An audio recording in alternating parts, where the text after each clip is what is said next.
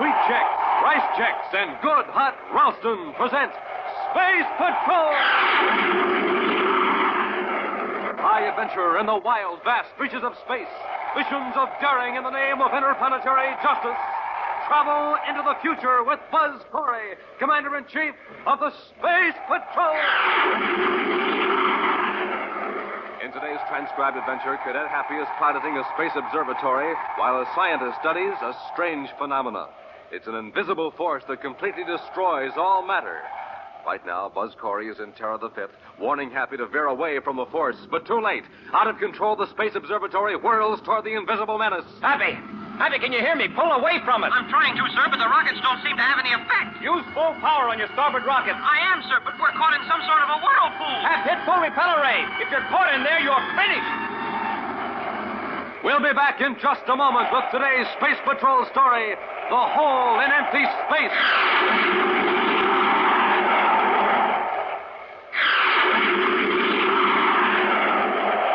The Space Patrol, with its well-trained personnel, has a very high morale. Disciplinary action is rarely necessary. In fact, a serious infraction of important regulations is so unusual that Commander Corry himself insists on a personal accounting from the men involved. Right now, Buzz is reading a report from the Commandant of the Mercury Patrol Squadron as Happy enters the central office on Terra. Commander. Yes, Happy? Lieutenant Grayson's waiting in the outer office. Oh, thanks. Ask him to come in, please. Yes, sir. Lieutenant Grayson, Commander Corry wants to see you. I'll call you when I'm through here, Happy. Yes, sir.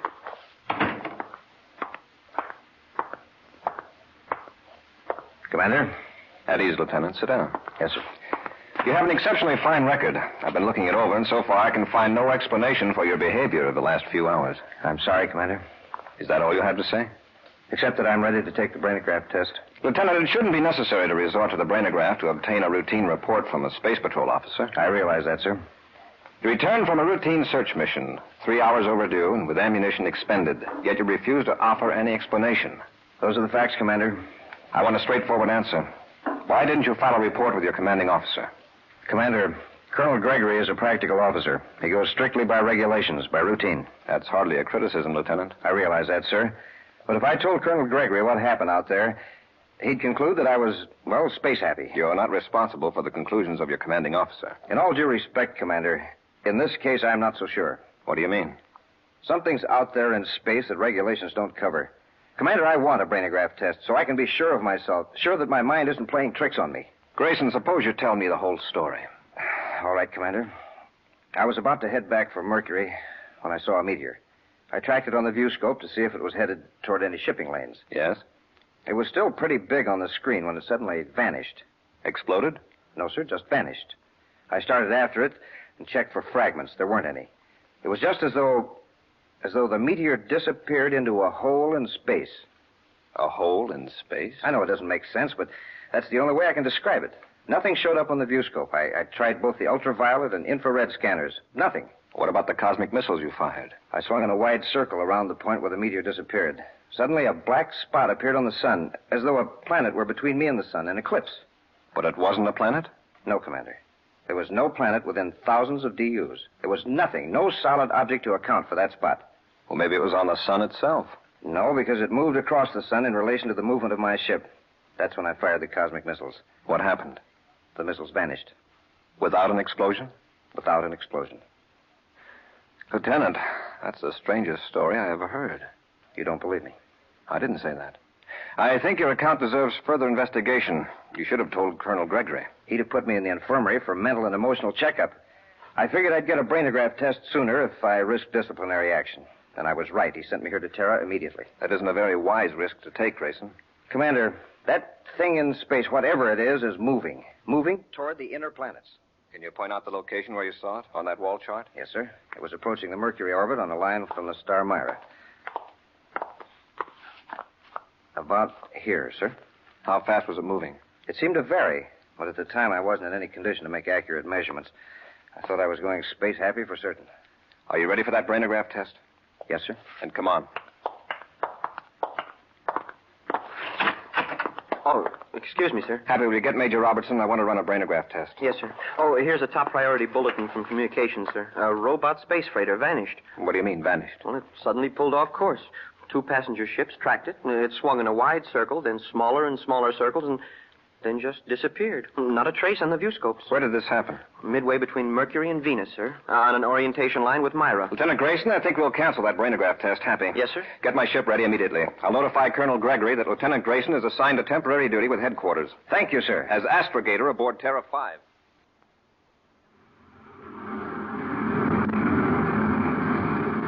Commander, we're out beyond the point where the robot freighter vanished. Very good, Lieutenant. Happy, establish a zigzag course toward the sun. Yes, sir. We'll lace back and forth across the line between the sun and Myra. Reduce our velocity to 10,000 DUs. Right, sir.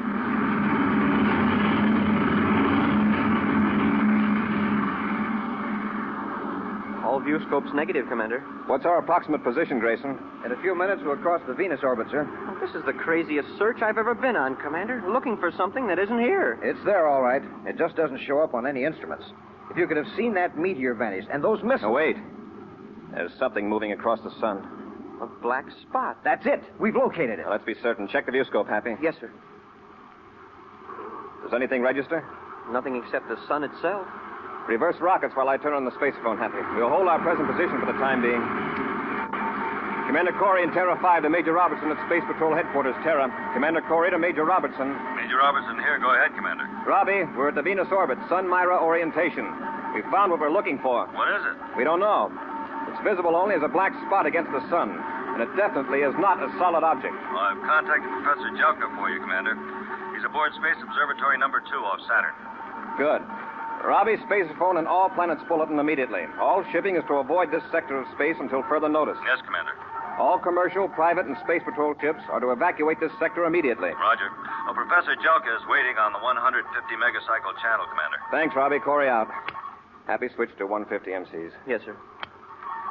Commander Corey aboard Terra 5 calling Professor Jelka aboard Space Observatory number 2. Professor Jelka here. Go ahead, Commander. Professor, have you detected any unusual phenomenon in space the last few days in the direction of Myra? No, Commander. There's something out there, now within the orbit of Venus. It's not a solid object, but it cuts off light from the sun. Well, it's possibly a cloud of gas or tiny particles. Too sharp an outline, Professor. Besides, things like meteors, cosmic missiles, and spaceships just don't disappear permanently in a gas cloud. Did you say disappear? Vanish completely, without an explosion or a trace. Commander, I must have a chance to study this thing at once. I think I know what it is. It's got us baffled. What is it? I call it a cycloplex. Cycloplex. I wrote a paper about it 12 years ago, purely as a theoretical idea. This is no theory. It exists. This is marvelous, Commander. With your permission, I pulled the Space Observatory out of the orbit around Saturn and head for your present location. Good. No ordinary instruments register it. You might have some that will. Set your vector for Pluto. Where that vector crosses the orbit of Venus, you'll roughly be at our position. Thank you, Commander. I'll contact you when I'm on the vector. Good. Corey out. Well, at least there's one man in the solar system who seems to have an idea what this thing is. I hope so. But what's more important, I hope he'll know what to do about it. I've got the observatory in the viewscope, sir. It's only a few DUs away. A very good time, considering. Turn on the spacephone, Happy. Yes, sir. Corey aboard Terra 5 calling Professor Jelka. Jelka here. Go ahead, Commander. We've picked up the observatory in the viewscope. Have you located us? Yes, Commander, but I can't detect the cycloplex. I've used several types of detection devices. You'll see the black disk against the sun in a few minutes. We'll join space locks with you and come aboard the observatory. Very good, Commander. Corey out. Grayson. Yes, sir? While Happy and I handle the controls, you watch that black spot. If it moves away from the sun, let me know. Right, Commander.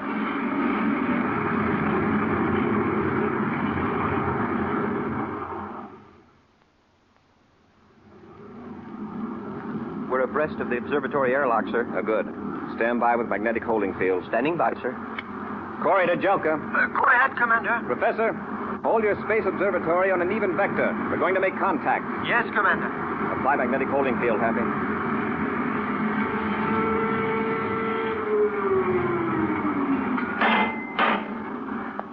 Space lock secured, sir. Lieutenant Grayson, keep an eye on the controls. Happy and I'll enter the observatory. Yes, sir. Open the inner hatch, Happy.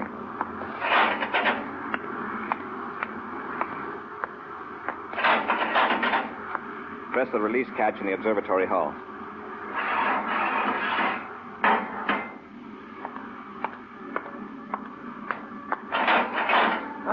Come in, Commander. This is the most thrilling moment of my life. Professor Jelka, it's about the most puzzling moment of mine. Now, this is my cadet, Happy.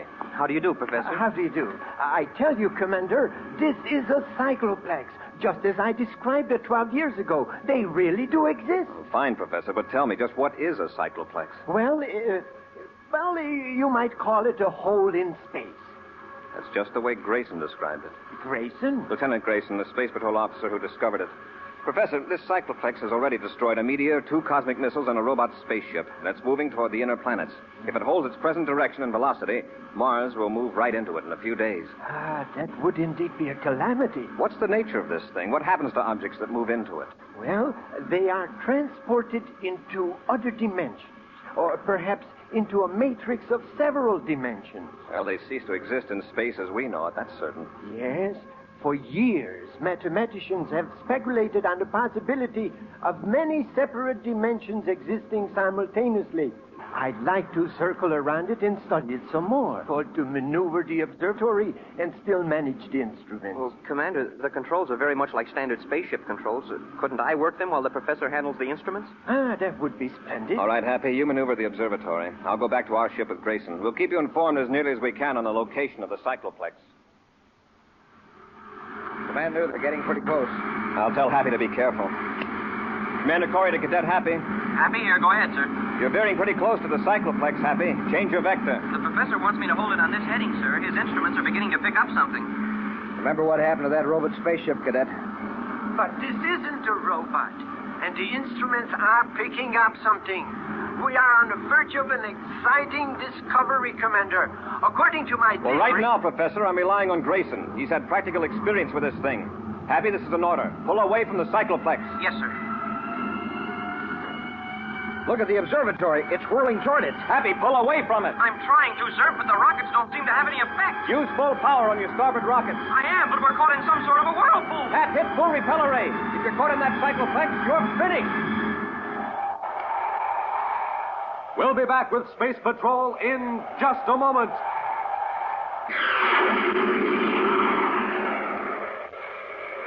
A Space Patrol officer, Lieutenant Grayson, has discovered an alarming peril in outer space, an invisible force that completely destroys matter without leaving a trace.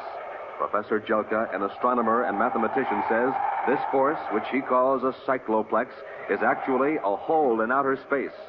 Happy, piloting the space observatory for the professor, flew in too close to the strange force. Now the observatory is being whirled closer and closer to disaster. Meantime, Commander Corry and Lieutenant Grayson in Terror the Fifth are trying desperately to find a way to save Happy and Professor Jelka. Happy, is your repeller ray on full? Yes, sir. All rockets on the starboard side and stern as well. The observatory is being pulled faster than ever toward the cycloplex. Jelka never should have ordered Happy to go so close. Those observatories have a very low power ratio in proportion to their mass, Grayson. We can only give it a boost with our own power. You mean make magnetic contact with the observatory? Yes. Great idea, Commander. You realize what'll happen if we fail? I'm waiting your orders, Commander. Then let's go. You handle a magnetic holding field, Grayson. Yes, sir. Commander, what are you doing? Going to tow you away from the cycloplex. Don't try it, sir. There's some sort of a whirlpool effect. A vortex, the professor calls it. Verify may have enough power to pull itself and the observatory out of danger. But, sir, you The can't. sooner we act, the better chance we'll all have. Stand by for orders. Standing by, sir. We're ready to make contact, Happy. Grayson, apply magnetic holding field. Yes, sir.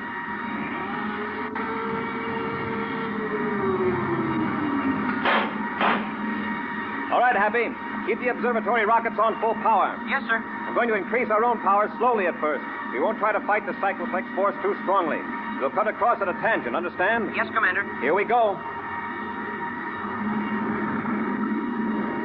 Is it working, Commander?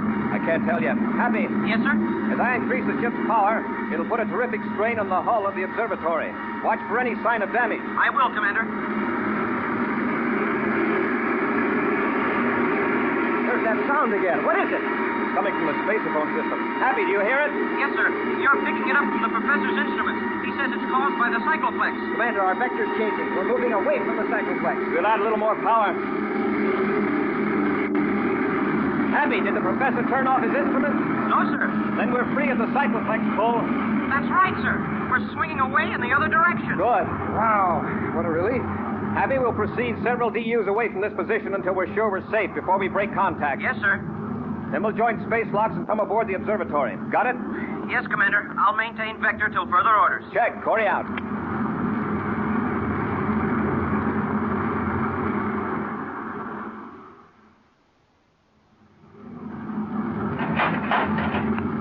Come in, Commander. How did the observatory stand up under that pull? Well, apparently quite well. Smoking rockets, Commander. For a while there, I thought we were all going to plunge right into the core of that cycloplex. I thought so too, Happy. Professor, did you manage to find out anything about this phenomenon? Very little. Although it did finally activate some of the instruments. Exactly what is it, this force? I can't say.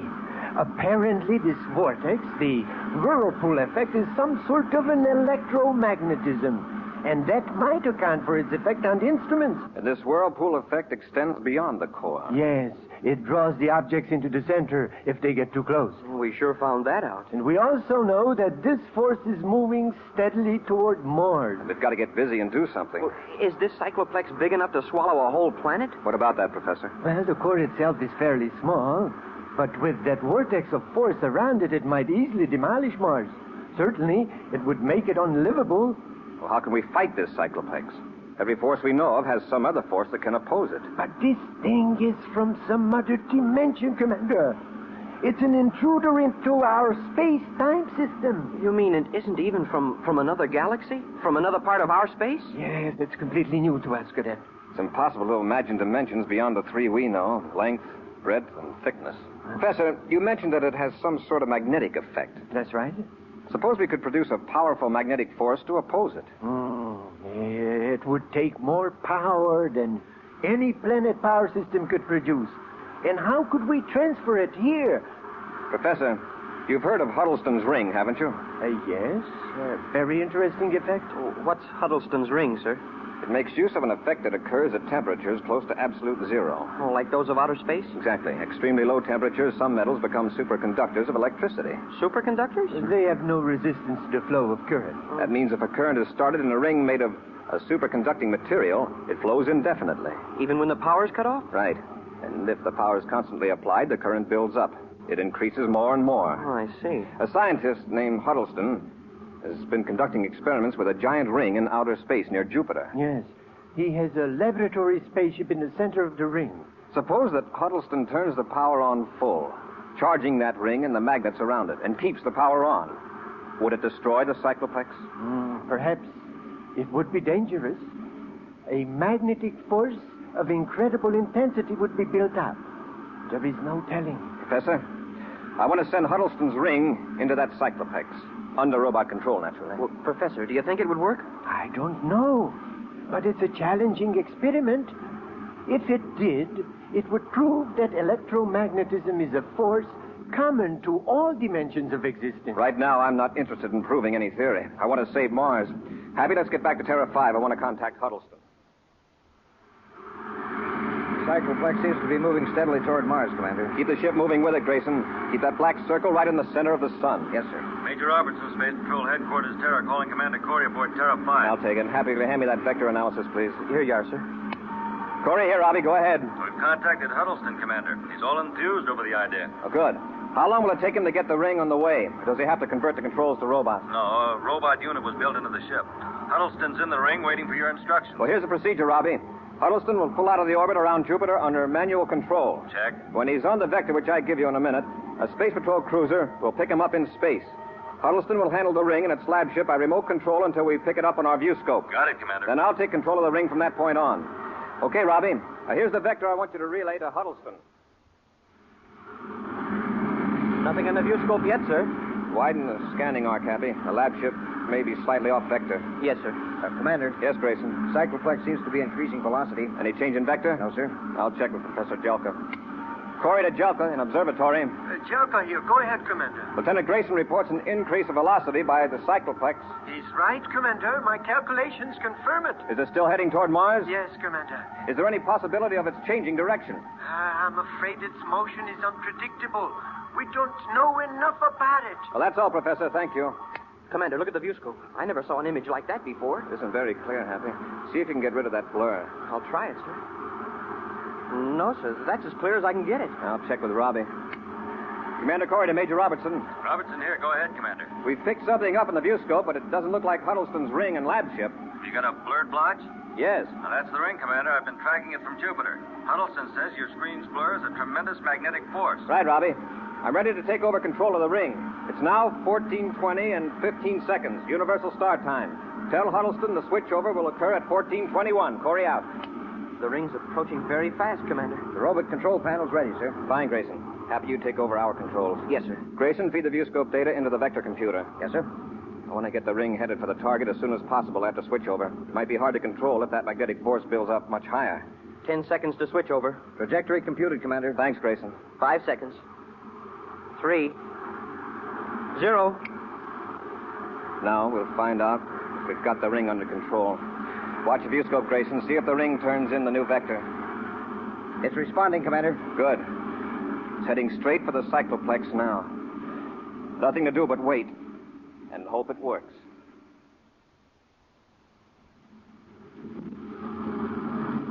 A few more seconds, we'll know. Yeah, Huddleston's ring is practically in the outer field of the vortex now. Nothing's happening, though. Wait. The blur on the lab ship seems to be dimming. It's as though the cycloplex were choking down the magnetism. Look, you can see the outline of the ring now, and the lab ship. I'm afraid it's not going to work, Commander. The power of the cycloplex is too strong. Wow, look at that. The lab ship just flew apart. The ring is still intact. The blur's building up again. Magnetic force pulled the ship apart. The ring's in the black circle now. Golly, something's happening. It's a battle of magnetic forces.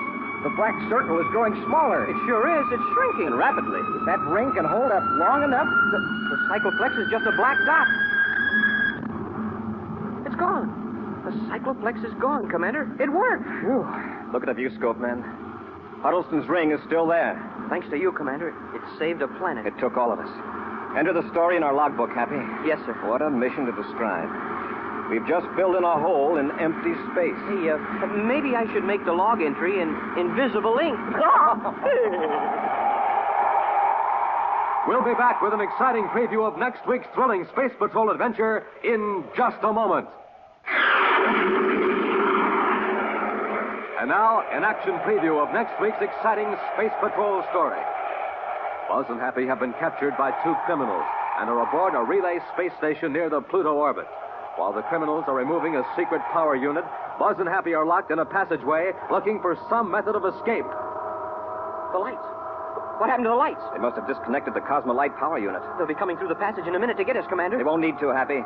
Stecker has already figured out how he's going to get rid of us. How? When they get back into their ship, they're going to leave the relay station airlock open. What? In a few seconds, this passage will be a complete vacuum. Every bit of air will escape into space. Be sure to be with us next Saturday for the exciting story, The Glowworm Project, when Wheat Chex, Rice Chex, and Good Hot Ralston again bring you Space Patrol!